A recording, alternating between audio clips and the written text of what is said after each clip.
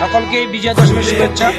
প্রতি বছরেই এমন একটি আনন্দ ঘন সবার হয়ে আসুন এবং আমরা এটা প্রত্যাশা করি যে মায়ের আজকে বিদায়, যদিও আমাদের ভারাক্রান্ত হৃদয়, তবু আমরা বলতে চাই যে পৃথিবীর সকল মানুষ যেন সুখে শান্তি থাকতে পারে। আমরা মায়ের কাছে সেটাই প্রার্থনা করেছি।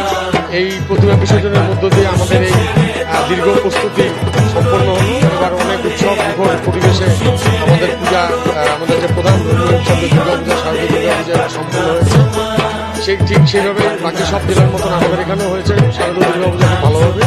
আমরা আজকে বিজয়া দশমীতে মন্দিরের পক্ষ থেকে আমরা প্রতিযোগিতা রেখেছিলাম, উদ্যোনী শঙ্খ বাজানো, যেমন খুশি তেমন নাচ, এই নানান ধরনের প্রতিযোগিতার মধ্যে দিয়ে সবার অংশগ্রহণের মধ্যে দিয়ে আজকে আমরা এই বিজয়া আমরা পালন করতেছি।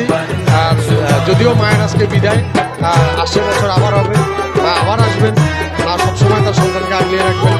আর পৃথিবীর সকল মানুষ, বাংলাদেশের সকল মানুষ ধর্ম বর্ণ ভেদাভেদে সবাই মিলে সুখে শান্তিতে বসবাস করুন। মা সবাইকে আশীর্বাদ করুন, কমল করুন, এটা আমরা প্রার্থনা করছি।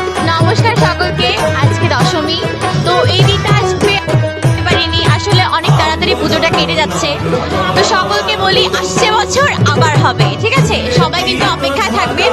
আর আমাদের তো একটা নিমন্ত্রণ থাকছে নিমকালী মন্দিরে, এটা হচ্ছে আমাদের এলাকা, আমাদের মন্দির। অবশ্যই আপনাদেরকে বলতেছি, অবশ্যই আসবেন।